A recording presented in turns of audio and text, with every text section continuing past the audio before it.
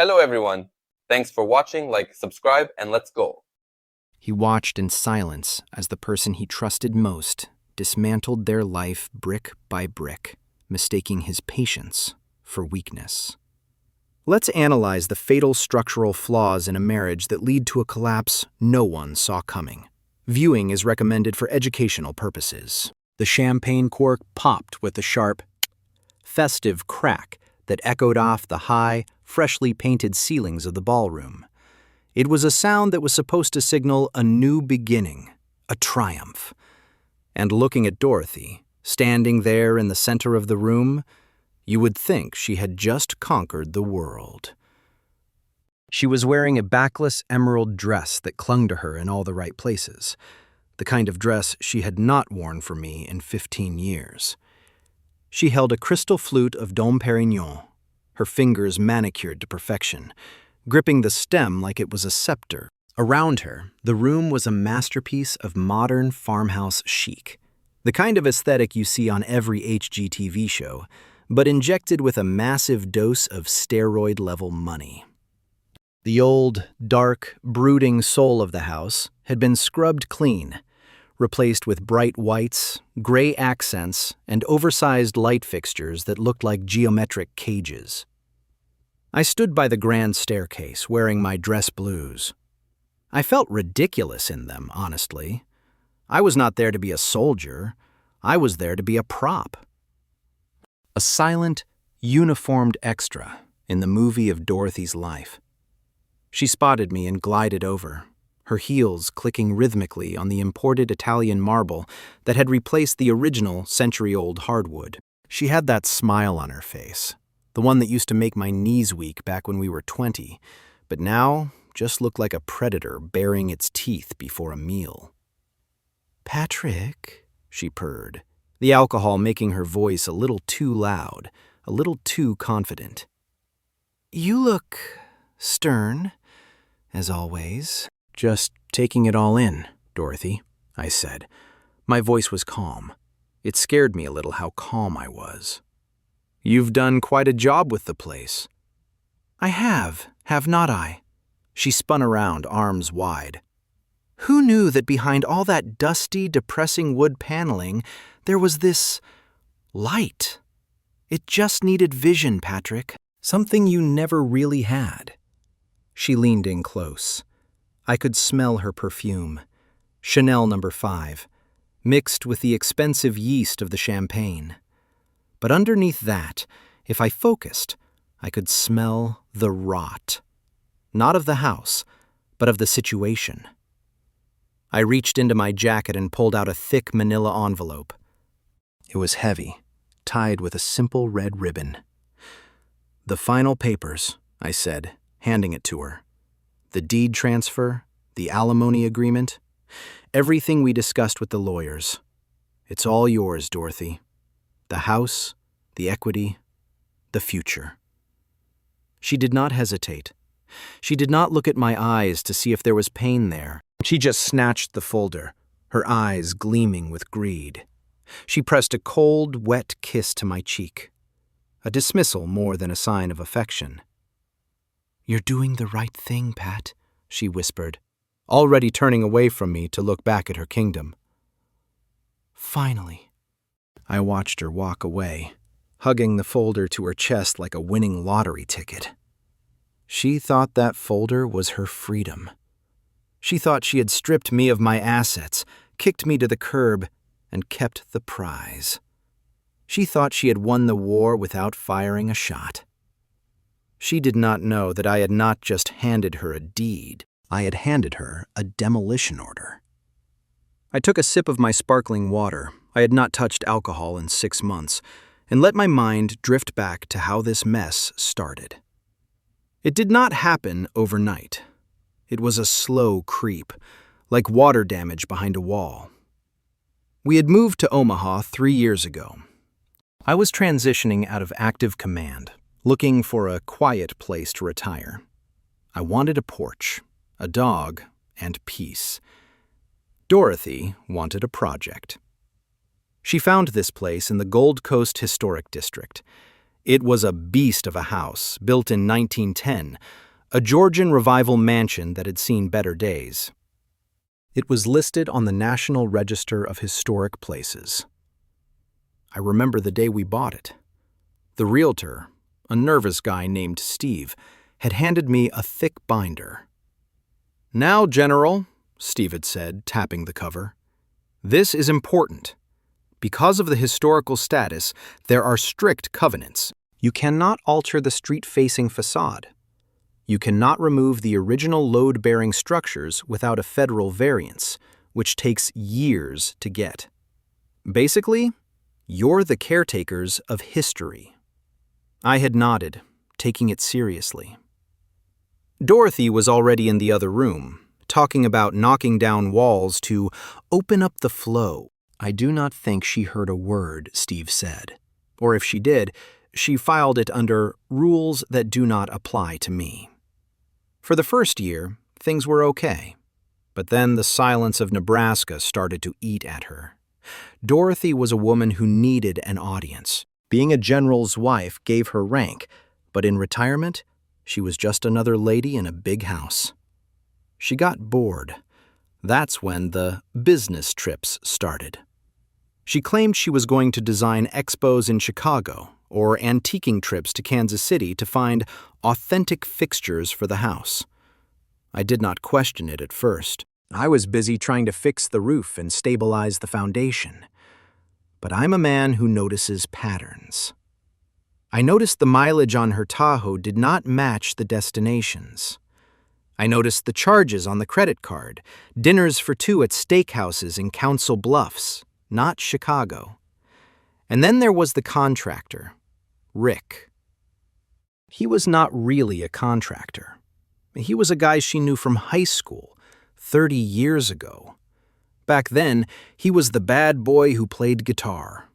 Now, he was a 45-year-old visionary developer who drove a leased Ford F-150 and wore jeans that were a little too tight. He had 3 bankruptcies to his name, though Dorothy did not know that.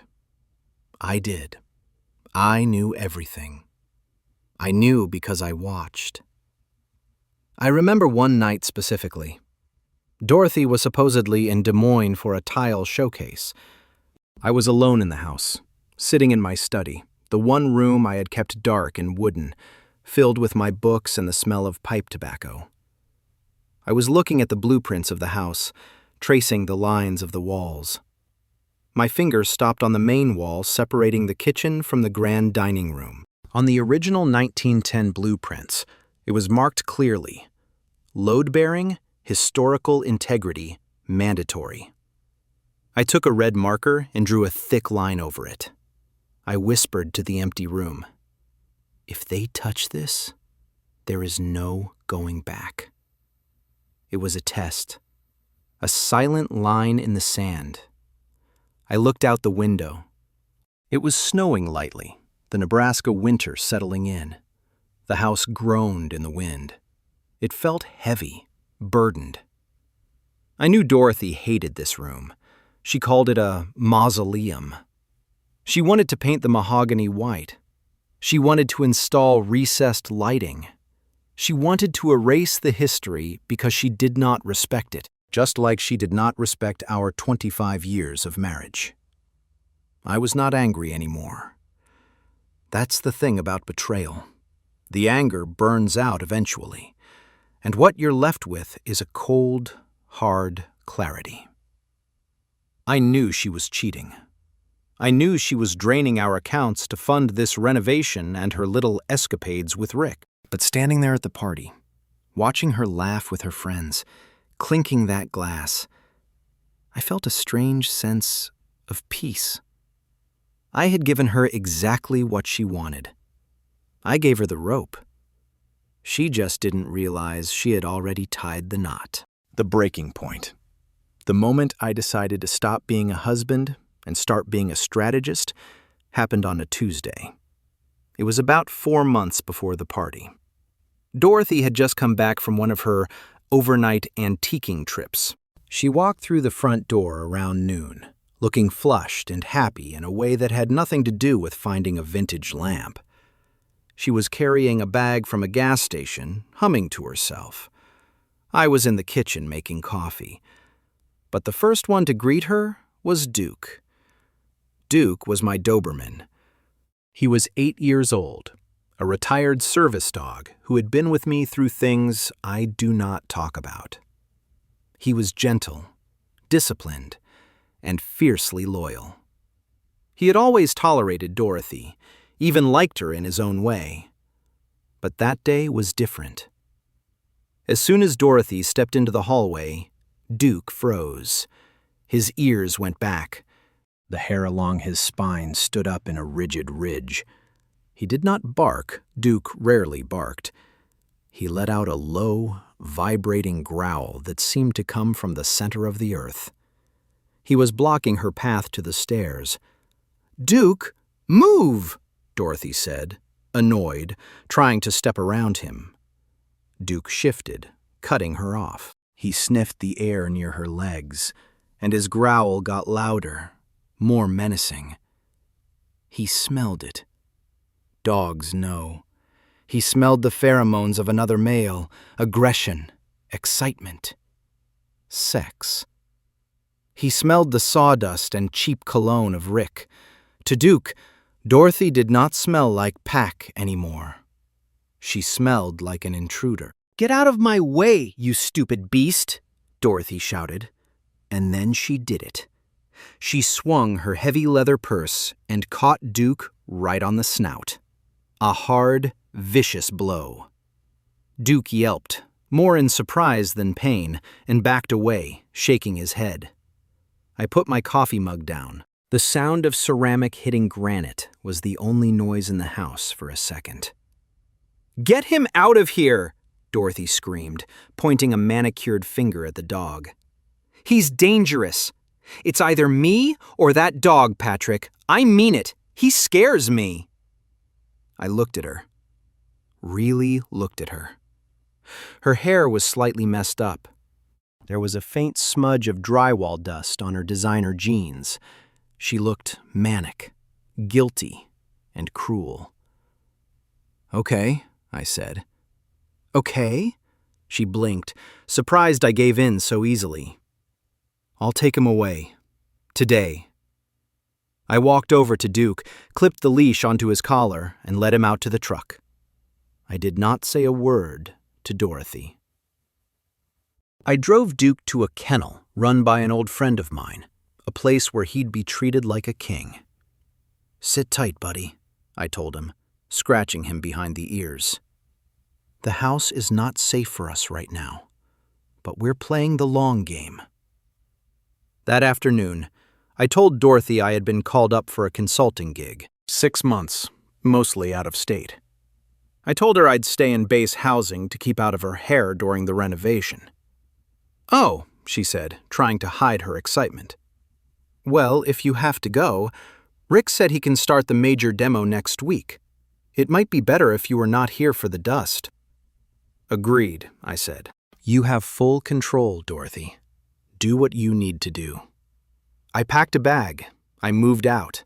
But I did not go to a base. I rented a small, beat-up trailer in a park about 3 miles down the road. And I bought a drone. For the next few months, I became a ghost in my own life. I spent my days watching the feed from the drone I hovered high above our property. It was painful, I will not lie. Seeing another man's truck, that leased Ford, parked in my driveway every night.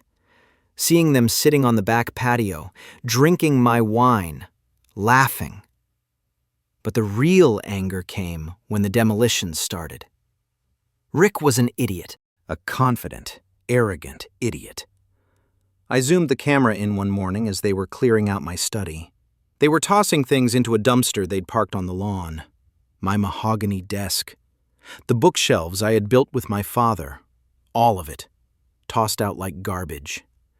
Then I saw Rick walk out holding a small velvet box. I knew what was inside.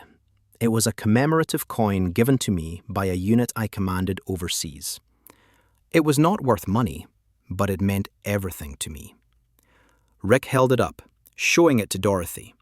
They both laughed. He took a bottle of beer from the cooler. used the edge of my coin to pry the cap off, and then, casually, without a second thought, tossed the coin into the dumpster. I sat in that trailer, gripping the edge of the table until my knuckles turned white. That was the moment. Any lingering doubt, any shred of mercy I had for the 25 years we spent together, evaporated. They were not just remodeling a house. They were erasing me. A few days later, I saw it on the feed. The moment I had been waiting for. Rick and Dorothy were standing in the kitchen, looking at that wall. The load-bearing wall. The one with the invisible red line I had drawn in my mind. I could see Rick gesturing wildly. He was making big, sweeping motions with his hands, describing how open and modern it would be if they just got rid of it. He was selling her the dream of an open-concept living space where they could host parties and impress people. Dorothy was nodding. She was handing him a sledgehammer. I held my breath. Do not do it, I thought. If you have one brain cell in that head, do not do it. Rick swung the hammer. The drywall crunched. I let out a long exhale. Gotcha, I whispered. They did not apply for a permit. I checked the city database every morning. Nothing. Rick had told her, "Do not worry, babe. The city inspectors are slow and stupid. I know what I'm doing. We do not need their permission to fix up your own house." He was wrong. In a historical district, you need permission to change a doorknob, let alone a structural wall. I let them continue. I let them tear it all down. I let them install the steel beams, improperly, I noticed from the footage, and put up the cheap drywall. I let them spend every dime. Dorothy called me a week before the divorce signing. "Patrick," she said, her voice sweet, "we need a little more cash. The renovation is expansive. The foundation needed work." "I'm tapped out, Dorothy," I lied. "The accounts are dry." "Well," she hesitated, "Mom and Dad said they could help. They offered to put their farm up as collateral for a bridge loan, just until the house is finished and the value triples. Rick says it's a guaranteed investment." I closed my eyes. Her parents were good people, simple farmers who had worked the land for 50 years. "Dorothy," I said carefully, "are you sure you want to involve them? That's their livelihood." "It's just for a few months," she snapped. "Do not be jealous just because Rick knows how to make money and you only know how to save it." "Fine," I said, "if you're sure." I let her do it. I let her drag her parents into the pit she was digging. It was cold, yes, but she needed to feel the weight of her choices. She needed to understand that when you knock down a load-bearing wall, the ceiling does not just fall on you. It falls on everyone standing next to you. I prepared the divorce papers. I had my lawyer draft a very specific clause. Clause 14B. The transferee, Dorothy, accepts the property at address in its current condition, as is, and assumes full liability for all ongoing construction, outstanding permits, code compliance, and structural integrity, indemnifying the transferor, Patrick, from any future legal or financial claims regarding the property. She did not read it. She was too busy looking at paint samples for the new great room. She signed it so fast the ink barely had time to dry. And that brings us back to the party. The champagne, the emerald dress, the victory lap. She had the house. She had the lover. She had the loan. And I had the phone number for the city code enforcement office. The party was winding down. The DJ, some kid Rick had hired, was playing a slow, thumping beat. People were mingling in the newly expanded living room, admiring the sheer size of it. "It's so airy," I heard one of Dorothy's friends shriek. "You can see right through to the backyard." Yeah, you could. Because the wall that was supposed to hold up the second floor was gone. I was standing near the front door, putting on my coat. I wanted to be gone before the fireworks started, but I also could not resist watching the first spark. The doorbell rang. Since I was right there, I opened it. Standing on the porch was not another guest. It was a man in a gray windbreaker holding a clipboard, flanked by 2 uniformed police officers. I recognized him immediately. Mr.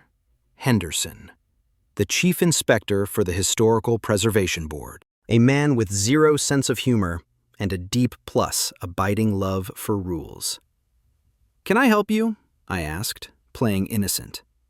"We received a report of illegal structural modifications on a Class A historic landmark," Henderson said, his voice dry as dust. "We need to inspect the premises immediately." "Of course," I said, stepping aside and gesturing widely. "Right this way." The music stopped as the police officers walked into the room. The chatter died instantly. Dorothy, who was laughing at something Rick whispered in her ear, froze. She saw the uniforms and her face went pale. "What is this?" she demanded, marching over. "Who are you? This is a private party." "Ma'am, I'm Inspector Henderson," he said, ignoring her tone. He walked straight to the center of the room, right where the wall used to be. He looked up at the ceiling, then at the floor. He took out a laser measure, beeped it once, and shook his head. "You removed the central load-bearing partition," Henderson stated. It was not a question. "We opened up the space!" Rick stepped forward, trying to pull off his cool guy act. He put a hand on Henderson's shoulder. "Look, buddy, we made the place better, increased the value. You should be thanking us." The police officer swatted Rick's hand away. Henderson turned to Rick. "Are you the licensed contractor on record?" "I'm the project manager," Rick stammered. "There is no permit on file for this address," Henderson said, consulting his clipboard.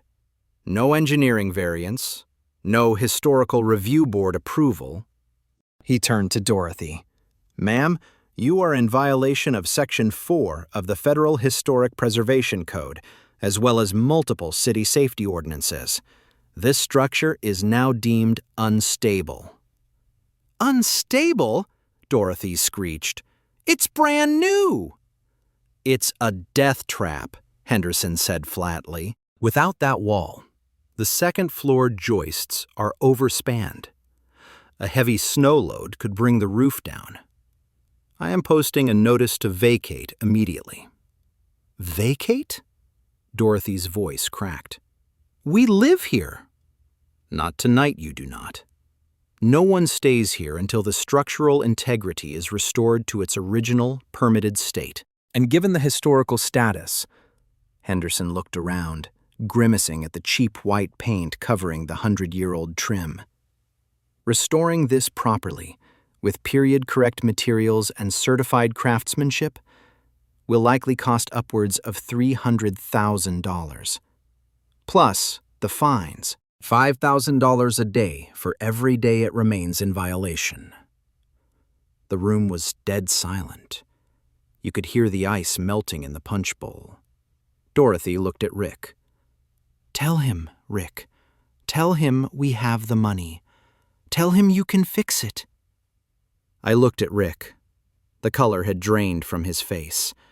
He was doing the math. He knew they did not have $300,000. They did not even have $3,000. The loan from her parents was gone, spent on the Italian marble and the party. Rick started backing up. "I need to call my lawyer. I need to make a call." "Rick?" Dorothy's voice was small now, trembling. "I'll be right back, babe. Just gotta handle this." Rick turned and bolted. He did not go to the foyer. He went out the back sliding door into the dark. We all heard the distinct sound of a Ford F-150 starting up in the alleyway and peeling out. He ran, just like I knew he would. Rats always leave the ship first. Dorothy stood there, alone in her emerald dress, in the middle of her perfect open-concept ruin. She looked at the inspector, then at the guests who were awkwardly shuffling toward the door, and finally, she looked at me. Her eyes were wide, pleading. She was waiting for the general to step in, waiting for me to fix it, like I had fixed every flat tire and leaky faucet for 25 years. "Patrick?" she whispered. I buttoned my coat. "I tried to tell you, Dorothy," I said, my voice carrying across the silent room. "You have to read the fine print." "Patrick, please. They're kicking me out." "Where am I supposed to go?" "I do not know," I said. "But you signed the papers. The house is yours. The debt is yours. The code violations. They're yours." I walked past her. I did not look back. I walked out the front door, down the steps, and into the cool night air. 6 months later, I sat in my new living room. It was a small townhouse, not far from the river. It was simple, clean. The furniture was comfortable leather, not for show. Duke was lying with his head on my lap, snoring softly. He had gained his weight back, his coat shiny and black. On the TV, the local news was playing. A reporter was standing in front of the Gold Coast mansion. It looked terrible. The windows were boarded up with plywood. An orange "Condemned" sticker was slapped across the front door. "Scandal continues in the historic district," the reporter was saying. "The property, once valued at over $1 million, is now facing foreclosure. The owners, a local farming couple who put their land up as collateral, have filed for bankruptcy, losing their family homestead in the process." The camera cut to a shot of Dorothy. She was leaving the courthouse. She looked 10 years older. Her hair was messy, her face puffy. She was wearing a coat that looked too big for her. She shoved the camera away, snapping something incoherent, before stumbling toward a beat-up sedan. She had lost everything. The house, the lover, her parents' respect, her dignity. I took a sip of hot tea. It was Earl Grey. I reached down and patted Duke's head. He opened one eye, looked at me with pure, uncomplicated love, and went back to sleep. The war was over. The enemy had defeated herself. And finally, for the first time in a long time, the foundation of my life felt solid. The antagonist's fatal error was not just the betrayal. It was the arrogance of assuming that silence meant submission. By underestimating her partner's strategic mind, she signed her own downfall without reading the fine print. Takeaway 1. Never mistake a lack of reaction for a lack of awareness. Sometimes the most devastating response is simply letting someone face the consequences of their own actions. Takeaway 2. In any legal agreement, whether it's a renovation or a divorce, details matter. Blind greed is the easiest trap to fall into. How would you have handled this level of disrespect? Let me know in the comments, and subscribe for more honest case studies.